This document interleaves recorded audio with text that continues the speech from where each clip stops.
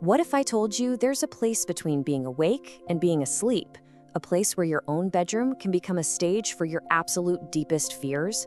Today, we're diving into one of the most unsettling experiences the human mind can cook up: sleep paralysis. We're going to look at everything, from its ancient roots in folklore to what modern science is telling us right now. Okay, picture this. You're waking up, but something feels wrong. Terribly wrong. Your mind, it's online, it's alert, but your body, it's still completely locked in the grip of sleep. And that's where our story begins. Your eyes are open. You can see your room, maybe hear the hum of the fridge downstairs, but you are totally, completely frozen. And then that feeling hits, a crushing weight on your chest, a sense that someone or something is in the room with you. For so many people, this isn't just a bad dream, it is a waking nightmare. So, what is this terrifying state of being? While it feels so intensely personal and isolating when it's happening, it's actually a phenomenon that science knows all about. And you know what? It's way more common than you'd probably think. This is not some rare, bizarre affliction. It's a shared, almost universal human experience. So the clinical name for it is sleep paralysis. It's what's called a parasomnia. It happens in that messy transition between sleep stages. Specifically, when your brain wakes up before the part of your brain that paralyzes your muscles during REM sleep has gotten the memo to turn off. The result is this absolutely terrifying disconnect. Your mind is wide awake, but your body is still out for the count. And here's the part that's kind of mind-blowing. Studies suggest that a staggering 30 to 40% of the general population has gone through this at least once. Think about that. That means there is a really good chance someone you know, maybe even you, has felt that unseen weight pressing down in the dark. Now, this is where it gets really weird. While the physical sensation, that feeling of being paralyzed, is pretty much the same for everyone, the thing that people see, oh, that is not universal at all. The face of this visitor changes, sometimes dramatically, depending on where you are in the world and, you guessed it, what stories you grew up with. So the visitor wears different masks. In parts of Italy, people might report seeing something called the pandafecchi, which is this kind of ghostly witch figure. In Egypt, it could be a jinn. Go over to Turkey, they call it the karabasta. And in Japan, it might be a kanashibari demon. The feeling of paralysis is the same canvas, but the brain paints a monster on it from its own local cultural library. And those cultural beliefs, they don't just change what you see, they change how afraid you are. I mean, look at this. In Egypt, where the visitor is seen as a malevolent jinn, a full 50% of people are afraid they might actually die during an episode. 50%. In Italy, it's still a pretty high 1/3. But then you go to a place like Denmark, which has fewer of these specific folktales, and almost nobody reports that same mortal terror. The story we tell ourselves about the shadow literally dictates how scary it is. So, of course, if you believe a specific demon is out to get you, you're gonna come up with specific ways to fight it, right? To ward off these things, Italians might put a broom by the door. In China, you might call a spiritualist. In Cambodia, making sure funerals are done correctly is thought to stop angry ghosts from showing up. The solutions became just as culturally specific as the monsters themselves. Okay, so that brings us to the modern world, to our hyper-connected, internet-fueled era. As a lot of those old local folklores start to fade, a new, more universal figure seems to have emerged from the shadows. So, if you weren't raised with stories about a specific demon from your village, what does your brain pull up from the darkness? For thousands, and I mean thousands of people all across the globe, the answer is disturbingly consistent: a tall, dark figure wearing a hat.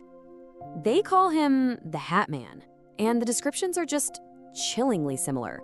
He's tall, made of pure shadow, and he's defined by that wide-brimmed hat and, a lot of the time, a long coat. And here's the creepy part. He doesn't attack. He doesn't speak. He just stands there, in the corner, in the doorway, watching.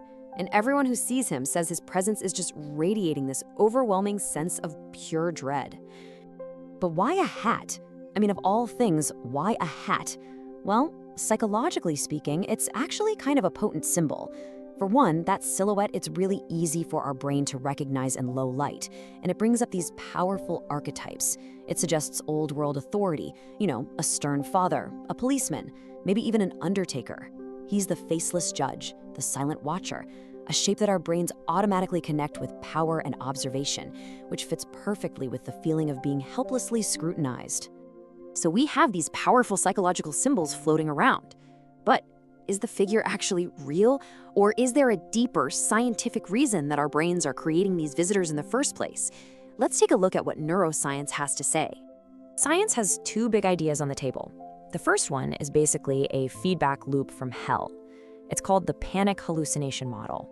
The paralysis causes panic, the panic triggers a hallucination, and then seeing that hallucination makes you even more terrified, which makes the hallucination stronger. You get the idea.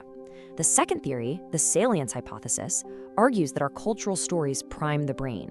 You sense a vague presence, and your brain just fills in the blanks with whatever monster is most familiar to it. So here's how that cultural priming idea works, step by step. First, you hear the story. You're primed. Then you have a sleep paralysis episode, and you feel that ambiguous presence. Your brain, which hates a vacuum, desperately searches for an explanation and latches onto the story it already knows. And finally, your specific fear of that particular entity just makes the whole experience 1,000 times worse. And it doesn't stop there. Scientists have a whole bunch of other potential, totally natural explanations. It could be something as simple as pareidolia. You know, when your brain sees a face in a piece of toast. Same idea, but with a coat hanging on your door in the dark.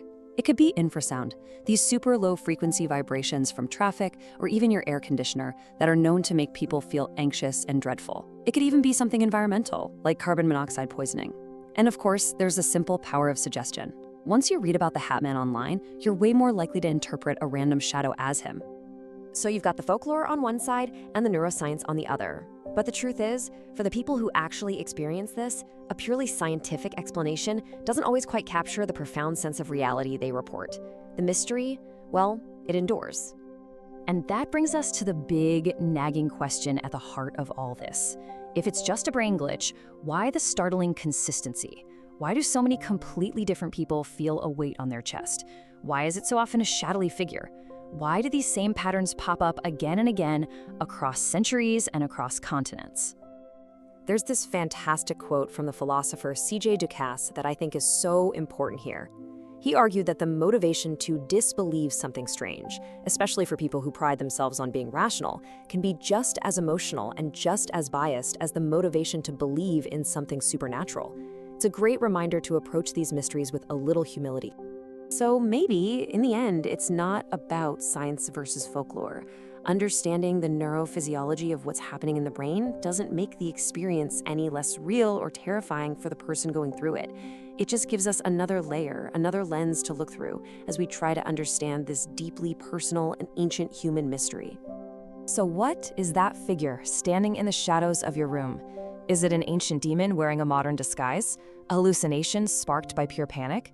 A simple trick of the mind? Or is this strange, paralyzed state a doorway into a different kind of perception entirely? The answer, it seems, is still waiting for us in the dark.